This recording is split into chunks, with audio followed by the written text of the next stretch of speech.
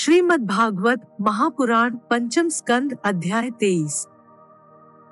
श्रीमद्भागवत महापुराण पंचम स्कंद त्रयोविंश अध्याय है। शिशुमार चक्र का वर्णन। श्री सुखदेव जी कहते हैं, राजन, सप्तर्षियों से 13 लाख योजन के ऊपर ध्रुवलोक है। इसे भगवान विष्णु का परमपद कहते हैं। यहाँ उत्तानपाद के पुत्र परम भगवत भक्त ध्रुव जी विराजमान हैं। अग्नि, इंद्र, प्रजापति, कश्यप और धर्म में सब एक साथ अत्यंत आदर पूर्वक इनकी प्रदक्षिणा करते रहते हैं। अब भी कल्प पर्यंत रहने वाले लोग इन्हीं के आधार स्थित हैं। इनका इस लोक का प्रभाव हम पहले चौथे स्कंध में वर्णन कर चुके हैं।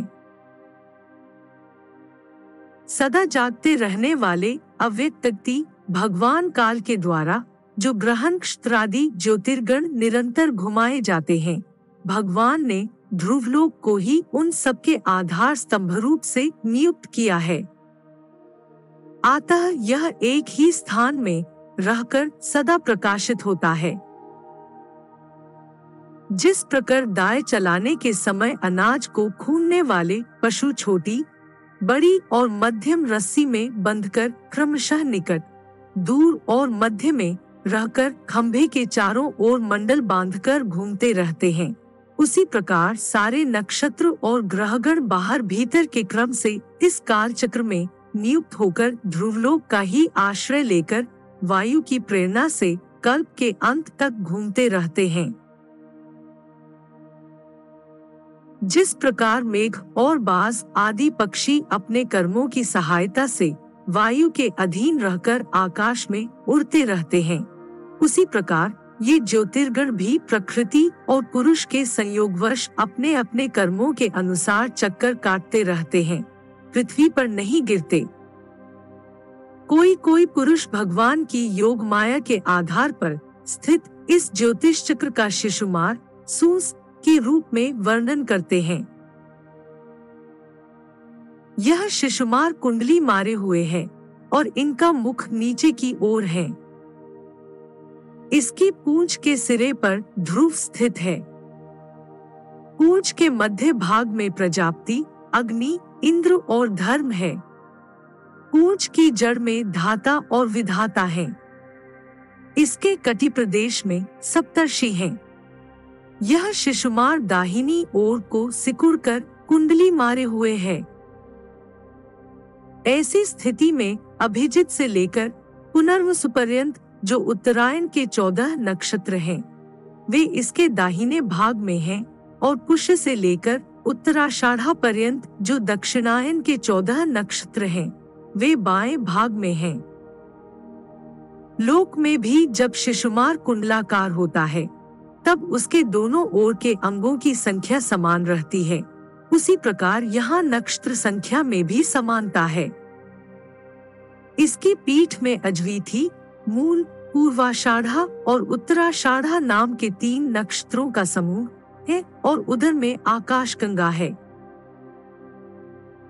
राजन, इसके दाहिने और बाएं कटित्तों में पुनर्वसु और पुष्य नक्षत्र हैं।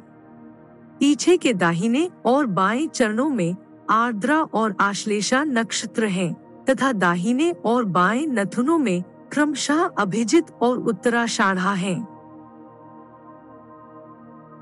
इसी प्रकार दाहिने और बाएं नेत्रों में श्रवण और पूर्वाषाढ़ा एवं दाहिने और बाएं कानों में धनिष्ठा और मूल नक्षत्र हैं।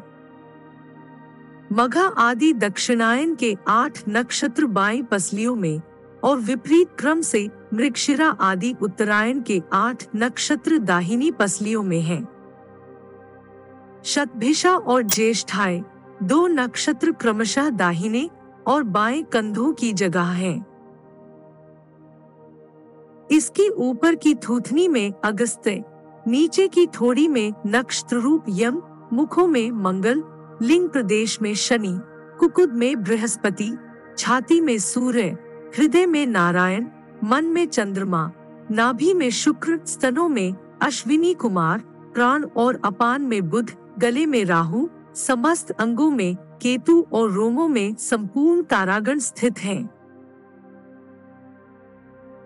राजन, यह भगवान विष्णु का सर्वदेवमय स्वरूप है। इसका नित्य प्रति सायंकाल के समय पवित्र और मौन होकर दर्शन करते हुए चिंतन करना चाहिए तथा इस मंत्र का जप करते हुए भगवान की स्तुति करनी चाहिए। संपूर्ण ज्योतिर्गणों के आश्रय काल चक्र स्वरूप सर्वदेवाधिपति परम पुरुष परमात्मा का हम नमस्कार पूर्वक ध्यान करते हैं। ग्रह, नक्षत्र और ताराओं के रूप में भगवान का आधिदैविक रूप प्रकाशित हो रहा है। वह तीनों समय उपर्युक्त मंत्र का जप करने वाले पुरुषों के पाप नष्ट कर देता है। जो पुरुष प्रातः, मध्याह्न और सायं तीनों काल उनके इस आधिदैविक स्वरूप का नित्य प्रति चिंतन और वंदन करता है, उसके उस समय किए हुए पाप तुरंत नष्ट हो जाते हैं।